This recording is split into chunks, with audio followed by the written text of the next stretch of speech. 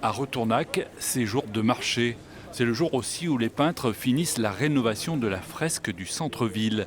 Une publicité murale de 30 mètres carrés que le temps avait fini par défraîchir. 3 jours de travail pour qu'elle retrouve son éclat d'origine. On s'est servi de la bouteille pour retrouver le rouge exact de Saint-Raphaël, qu'on avait un peu de mal à trouver sur les documents. Voilà. Donc là, la peinture, elle était vraiment en mauvais état.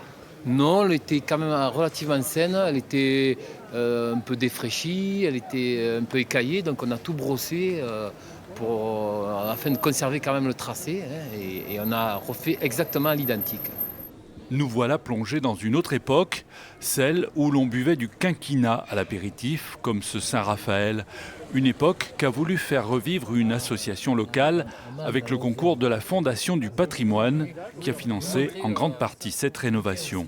Là, on est en 1933, puisque les Garçons de Café ont été créés en 1932. Donc on était pile poil, on va dire, dans l'émergence des voies routières, de l'activité économique florissante de Retournac.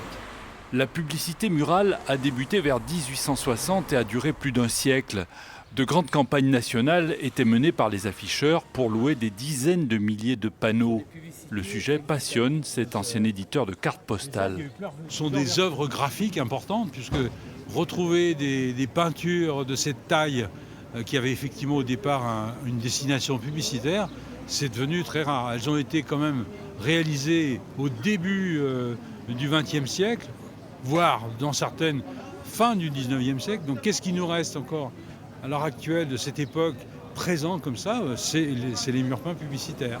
Le Conservatoire des publicités extérieures et routières a recensé 3000 réclames peintes comme celle-ci en France. Il est donc urgent de les sauver.